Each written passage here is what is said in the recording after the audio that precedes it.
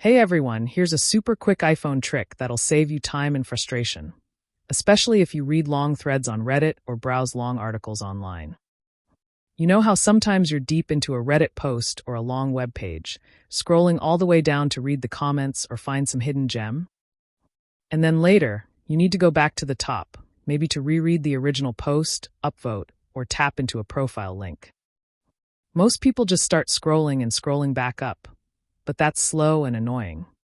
Here's the trick. Just tap the very top of your iPhone screen, right where the clock or battery icon is. I'll use a Reddit post as an example. When I scroll all the way down to the end and then try to scroll back up, it takes time. But if I just tap the top of my iPhone screen, boom, the page jumps instantly to the top. Works on Reddit, Safari, Instagram, and tons of other apps too. Try it next time instead of swiping like crazy. Quick, easy, and super useful. If you found this tip helpful, drop a like and subscribe for more simple tricks like this. Thanks for watching.